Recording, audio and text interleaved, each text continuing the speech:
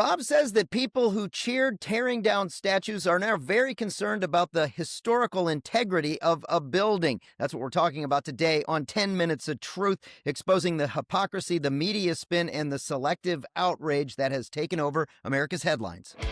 You're listening to Barrett and Baxa. Real stories, raw takes, and the slow, strange death of traditional media. Well, Bob, everybody got very upset this week about some demolition at the White House. Dude, these people, it's a cliche at this point. We say it so much, but they are mentally ill. It is unbelievable how severely deranged the left has become because Trump has broken them. Trump has broken your brains.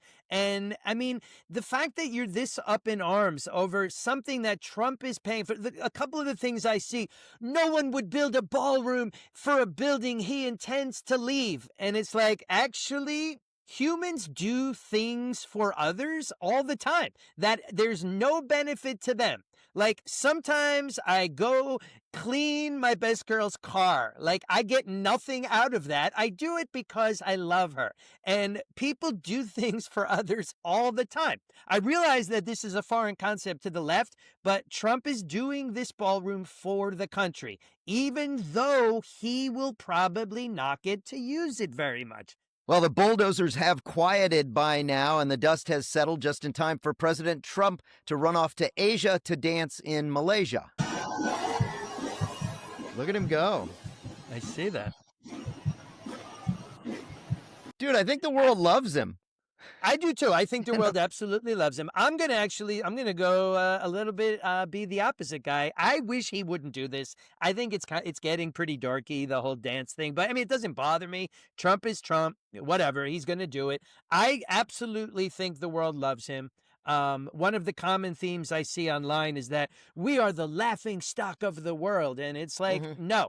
We pay for everything. And quite frankly, you take our money, you laugh all you want, but in the end, you're going to do what you're told if you want our money, or you could turn down our money. That's also, an option that you have. But I don't know. The dancing thing is a little dorky to me, but whatever. It's not a big deal.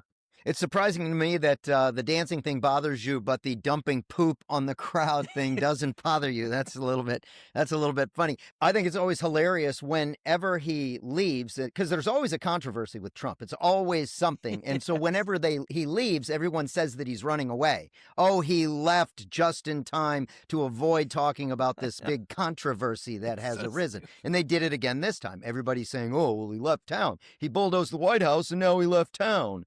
Oh, really? That's being said? I didn't know that was being said. Oh, I've heard it multiple times. Oh, my God. Listen, we're going to play a little bit of this. You can't avoid the media talking about this, obviously. And right. They act like they burned the whole White House down. This is how they were presenting it on Morning Joe. We're watching the White House slowly get chipped away on the East Wing, or you call that chipping away? Wrecking ball. You call that chipping away? I mean, that is more like a wrecking ball. Complete demo. It raises the question, like, is there no oversight? Could a president tear down the entire White House if he wanted to? This, first of all, if you get an addition put onto the back of your house, let's say in the back of the house you have a living room and you want to add to your living room in the back, you are aware that the contractor is going to tear down the wall of your house. Otherwise, you're adding like a garage or something. Like, how do you expand the back of your house unless you tear down the wall that's there? Like, that's pretty much, I'm no contractor, but that's pretty basic construction 101 right there.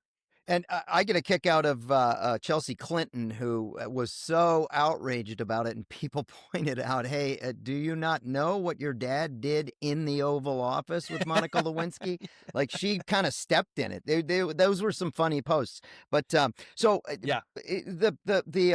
media spin continued on this thing. President Trump's massive demolition of the East Wing is now complete. Satellite pictures show what the White House complex looked like just a month ago. And here's the scope of the destruction on Thursday, with the East Wing of the building entirely gone. It'll be replaced with part of President Trump's 90,000 square foot ballroom, the cost of which has now ballooned to $350 million. The The money is expected to come from private donors, including Comcast, the current parent company of MSNBC. That's funny right there. I just found out about the part that. I love. Yes, I love that. Let me say real quick, because I thought about what I hope will be a funny joke. The thing for the left is that it doesn't matter to them that other presidents have done a behavior. As soon as Trump does it, then it becomes bad. Like if it's done by Trump, Yep. it's bad, just by definition. And it's like the thing I thought of, like Trump walked into the living room at the White House and he changed the channel. And it's like, I'm pretty sure other presidents have changed the channel. Yeah, but Trump didn't even see that there was somebody who was watching that show. He just went in and changed the channel without even caring. Oh, it must infuriate the on-air personalities over there at MSNBC that their company is actually paying for all of this. It's like, oh, also, we sort of have to mention we're paying for it all. And here's my big question. Is Comcast now going to be treated like Tesla was and they firebomb Comcast and they're burning down protesting Comcast? Listen, Bob, I got a list of companies here. I'm not going to read all of them, but these are the companies that are paying. Amazon, Apple, Caterpillar, Comcast right there, Google, HP, Lockheed Martin, Meta, Microsoft. I mean, T-Mobile, everybody is in on this thing. So what's the complaint? Some lady I saw on TikTok, she made a joking video. She's a conservative, but she acted like a liberal. And so she was like pretending to cry and saying like, I have to boycott Amazon. I have to boycott Comcast. I have to boycott, Caterpillar. Like she's naming all the, she's like, wait a minute, I can't make this video because my phone is made by Apple. I don't know what to do.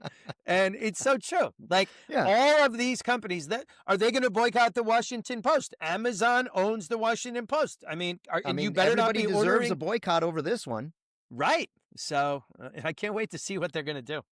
All right. Well, so I want to play a little bit more of the meltdown from the media. They went on MSNBC. I've got one more clip I want to play, and I want your reaction to it, Bob. Come on. This is the people's house. There are rules. There are procedures. And once again, everyone's been talking about how the destruction of the East Wing is a perfect metaphor for this administration, and it absolutely is. He could not care less about what the East Wing means to the American people. He couldn't care less about the role of Congress. He couldn't care less about the role of accountability. He is running roughshod over the country, and that right there, what we're watching right there, is just the perfect metaphor. I can't tell you how upset this makes me. There's a couple. They're all freaking out. I don't know why this upsets them so much. I've heard that perfect metaphor thing a million times. The talking points really do go out to the Democrats in the media, and then we've even shown clips like this where each person saying the same word, and the perfect metaphor thing, I've seen it on every channel. Well, the perfect metaphor you texted me earlier was something similar happening over the last few years. You want me to play this TikTok of other things being destroyed in the United States here, Bob? Yes. This was, somebody said, Trump's not constructing, he's destructing. And then a guy put together a TikTok and said, is this construction or destruction?